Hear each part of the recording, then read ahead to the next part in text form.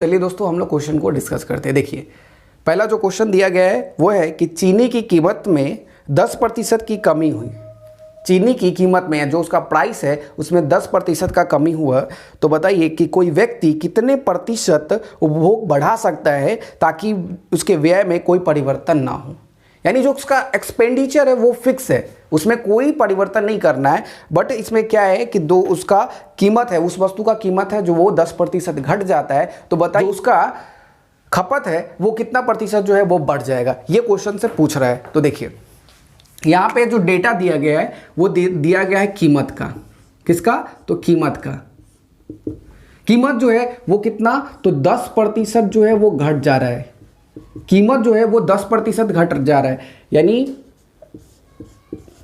इसका जो fraction value होगा 10% का कितना, 1/10। यानी पहले जो कीमत था वो 10 यूनिट था, अब जो है वो 9 यूनिट हो गया। यानी डायरेक्ट रेशियो से जो इसको कैसे सॉल्व करेंगे। ठीक है, आप बताइए कि जो उसका खपत है तो उसके खपत का रेशियो क्या हो जाएगा। तो इसके खपत का रेशियो हो जाएगा 9:10।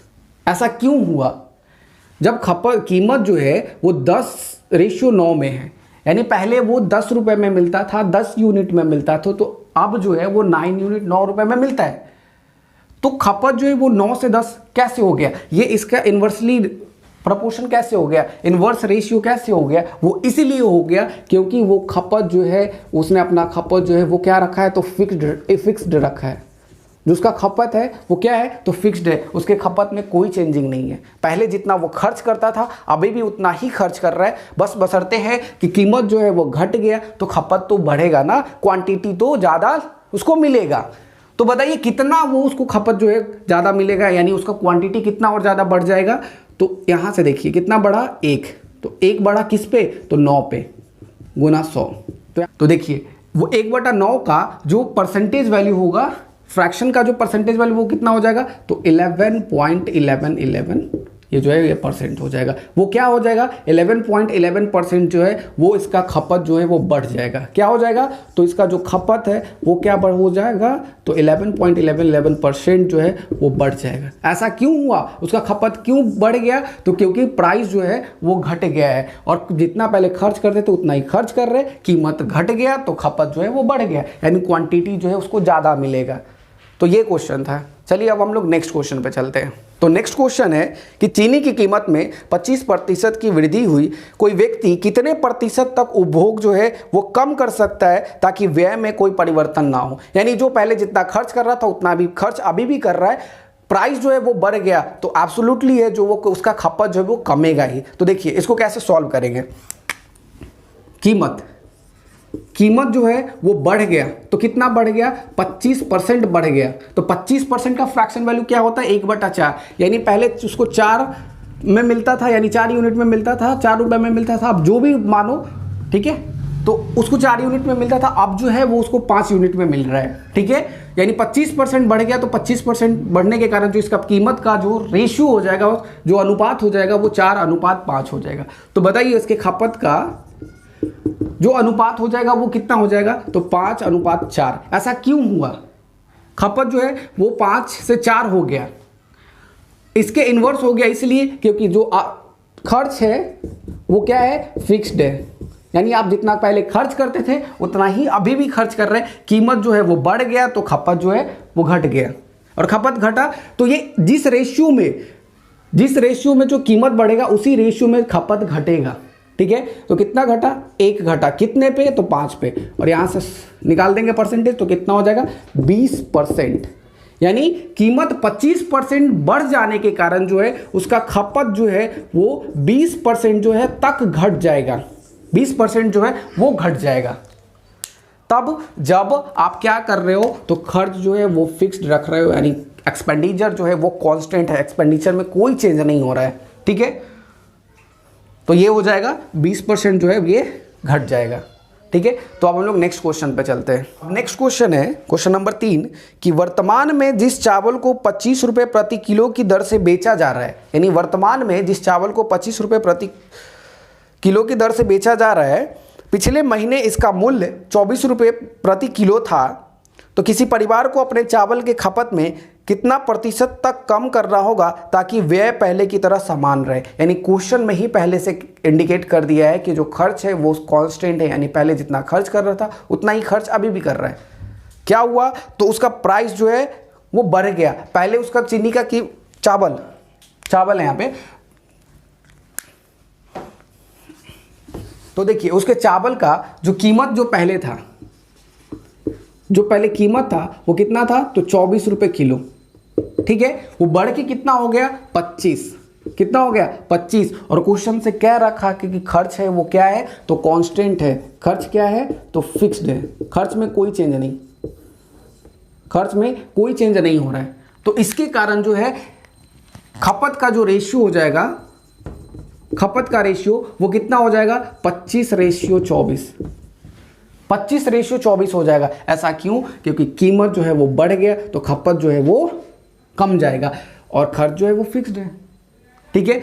तो कितना कमा, 1 कमा, टोटल 25, तो कितना हो जाएगा, 4% जो है वो क्या हो जाएगा, खपत जो है वो कम जाएगा। यानी रेट बढ़ने के कारण, रेट बढ़ने के यानी 24 से 25 होने के कारण जो है कीमत जो बढ़ा तो इसके खपत में जो है वो 4% जो है वो कम करना पड़ेगा। कितना, तो 4% जो है इसके खपत में यानी क्वांटिटी जो है इसको कम करना पड़ेगा।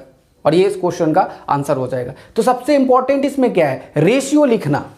सबसे इंपॉर्टेंट क्या है इस क्वेश्चन का, कि रेशियो लिखना। और जिसको ये रेशियो लिखने आ गया वो सारे क्वेश्चन को इजीली कर सकता है, तब जब ये क्या हो कि फिक्स्ड दिया हो खर्च, ठीक है। क्या दिया हो, तो फिक्स्ड दिया हो खर्च और कीमत और खपत से रिलेटेड क्वेश्चन, ठीक है। तो अब हम लोग अगले क्वेश्चन पे चलते हैं। अब नेक्स्ट क्वेश्चन है क्वेश्चन नंबर 4। ए बी के व्युत्क्रमानुपाती है, ठीक है। ए जो है बी के व्युत्क्रमानुपाती है यानी इन्वर्सली प्रोपोर्शन है। तो यदि ए को 37.5% बढ़ाया जाता है तो बी के मान में कितना प्रतिशत का परिवर्तन होगा। देखिए ए जो है बी के व्युत्क्रमानुपाती, क्वेश्चन से ही कह रखा है कि वो क्या है, आपस में इन्वर्सली प्रोपोर्शन है ए बी। यदि आप ए को 37.5% बढ़ाते हैं तो बी में कितना प्रतिशत का परिवर्तन होगा।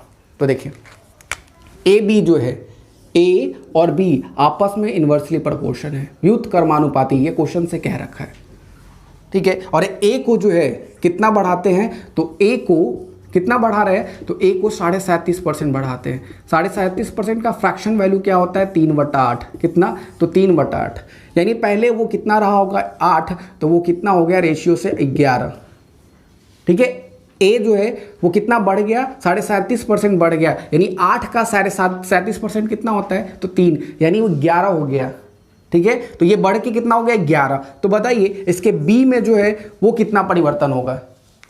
तो बहुत ही सिंपल है, वो इसलिए क्योंकि यहाँ पे क्या है, ए और बी आपस में इन्वर्सली प्रोपोर्शन है, तो इसका जो रेशियो भी होगा वो आपस में इन्वर्स हो जाएगा। यानी ये ए जो है वो 8:11 में है, तो बी जो है वो 11:8 में हो जाएगा। कितना, 11:8 में। तो यहाँ से कितना परिवर्तन हो रहा है, तो देखिए ये जो है 11 से हो गया 8, यानी 11 से 8 हो गया तो कितना का कमी हुआ, तो 3 का। कितने पे, तो 11 पे। और 3/11 का कितना होता है परसेंटेज वैल्यू, कितना परसेंट हुआ, तो परसेंटेज के लिए तो 100 से मल्टीप्लाई करेंगे तो कितना होता है, 3/11 का फ्रैक्शन वैल्यू। 3/11 कितना होता है, तो देखिए 1/11 कितना होता है, देखिए 1/11 होता है 9.09%।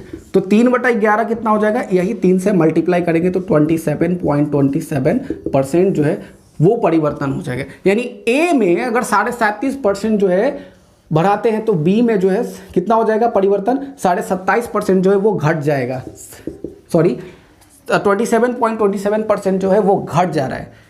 ए में 37.5% बढ़ जा रहा है और बी में जो है 27.27% जो है वो क्या हो रहा है, घट जा रहा है। ये परिवर्तन हो रहा है। ऐसा देखिए सबसे इंपॉर्टेंट होता है आपको इन्वर्सली प्रोपोर्शन समझना। इन्वर्सली प्रोपोर्शन तभी जहां पे लगाएंगे जब क्या हो कि वो या तो क्वेश्चन से कह रखा हो कि वो आपस में इन्वर्सली प्रोपोर्शन है, या कुछ ऐसे क्वेश्चन होते हैं जिसमें जो है आपका जो एक्सपेंडिचर है वो फिक्स्ड कर दिया जाता है कि एक्सपेंडिचर जो है वो फिक्स्ड है। तो उस वाले क्वेश्चन में जो है क्या होता है, आपस में वो इन्वर्सली प्रोपोर्शन हो जाता है, क्या, खपत और कीमत। ओके, तो अब हम लोग नेक्स्ट क्वेश्चन पे। नेक्स्ट क्वेश्चन है क्वेश्चन नंबर 5 कि एक वस्तु की कीमत में 20% की वृद्धि हुई और खरीदी गई मात्रा में 30% की कमी हुई तो वो बताइए वस्तु पर खर्च की गई राशि में कितना प्रतिशत वृद्धि या कमी होगा।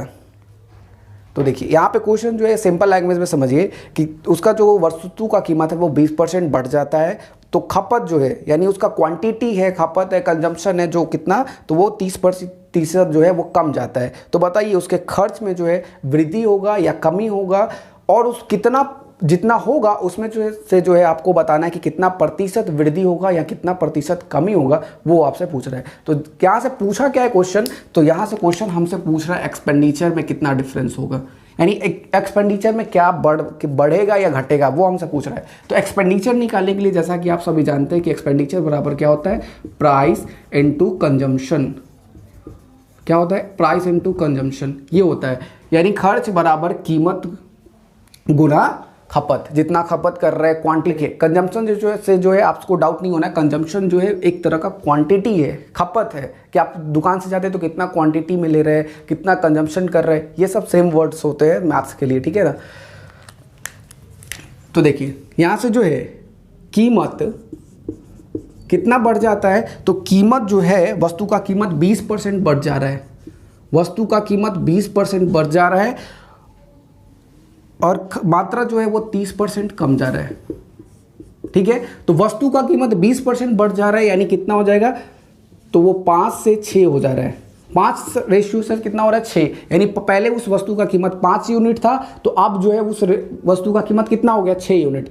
तो उसका जो खपत है वो कितना हो जाएगा, वो 30% कम जाता है, 30% कम जाता है, यानी पहले वो 10 था तो वो अब कितना हो जाएगा, 7, 30% कम जाता है। 10 का 30% 3, यानी 3 कम कर देंगे तो 7 आ जाएगा ना। तो यानी 10 का जो है 30% कम करने पर, यानी पहले उसको 10 किलो चीनी मिल रहा था, 10 यूनिट चीनी मिल रहा था, अब उसको जो है प्राइस बढ़ने के कारण जो है 7 यूनिट 7 किलो जो है वो चीनी मिल रहा है। तो बताइए जो उसके खपत में जो है वो कि बढ़ोतरी होगा या घटेगा, और कितना बढ़ेगा, कितना प्रतिशत बढ़ेगा, कितना प्रतिशत घटेगा, वो पूछ रहा है। तो देखिए आपको यहाँ से क्या निकालना है, खपत।